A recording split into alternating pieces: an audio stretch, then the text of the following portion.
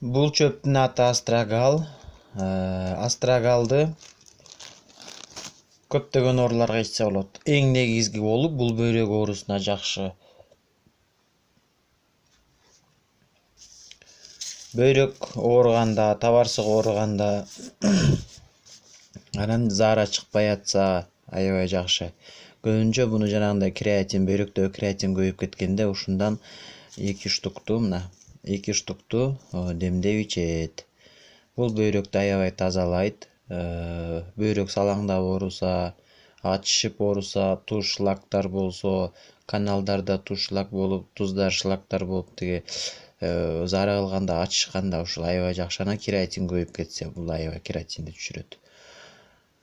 Баягы көбүнчө табарсык ооруларына дагы аябай жакшы да буну ичсе.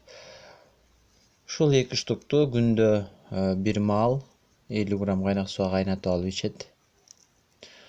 Бөйрөктүн кератини суук тийген, бөйрөктүн инфекцияларына заара чыкпай атса, ушул эң жакшы жардам берет.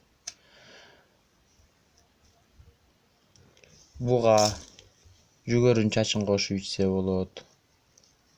Спорш деген чөптү кошуп ичсе болот. Хвош деген чөптү кошуп ичсе болот.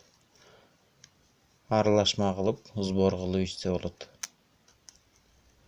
Бөйрөккө эң жакшы табылгыс дары. Бул чөптү майдын аягы, июндун башында гүлдөйт. Июндун ортолорунда монтип уруктайт. Бул урук болот. Ушунун ичинде бөйрөккө окшош уруктар бар.